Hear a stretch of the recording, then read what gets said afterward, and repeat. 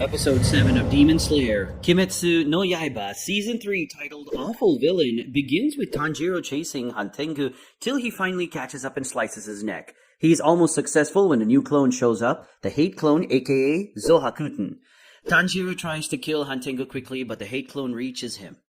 Genya tries to help but fails as Tanjiro is in his line of fire. The hate clone finally attacks and Tanjiro is blown away as a huge serpent with multiple heads appears. Nezuko saves him, but her limbs get bitten by the serpent. As she slowly recovers, the powerful hate clone introduces himself. Tanjiro realizes that the other clones are missing, and Genya fills in the missing blanks. Worried that Tanjiro will succeed, Sekido suddenly absorbs all of the remaining clones and transforms into Zohakuten. Before Tanjiro or Genya can attack, the clone hides Hantengu amidst the serpent. Tanjiro tries to stop him, but Zohakuten makes it difficult for the two slayers to breathe with just one glance. His presence saps their strength, and it becomes that they are unable to move. He calls them villains for tormenting something weak like Hantengu.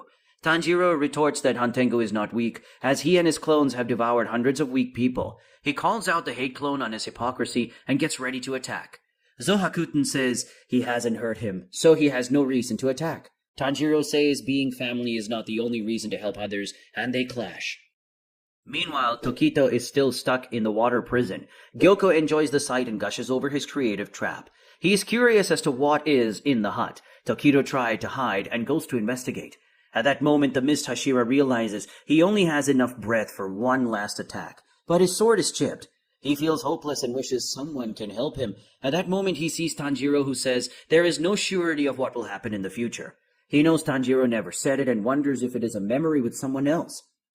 As for Gyoko, he heads to the hut where Kanamori is hiding with a sword. He tries to attack, but the potted demon easily injures him.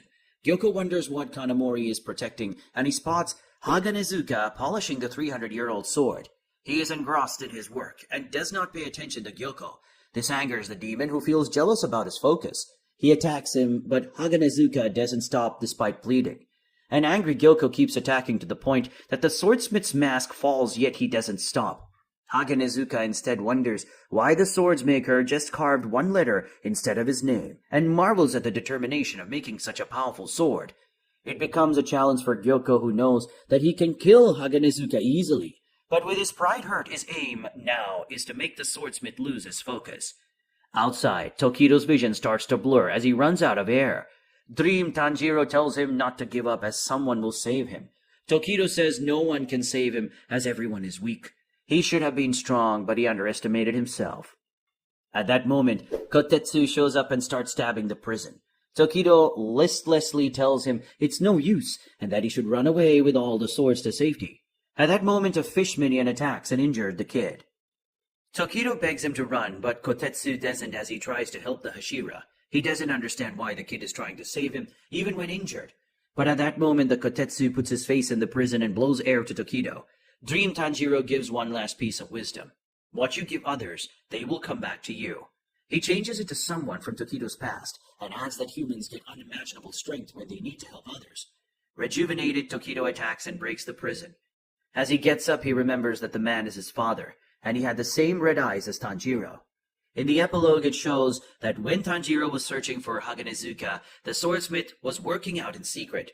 Kotetsu wonders why, and Haganezuka says that his slayer puts his life on the line, so he is under more pressure to give him the perfect sword. The kid then reveals that the knife the swordsmith used to chase Tanjiro is made by Haganezuka. It is so sharp that he's scared to use it for cooking, making it pointless. An angry Haganezuka hears it and starts chasing the kid with it. Thanks for watching.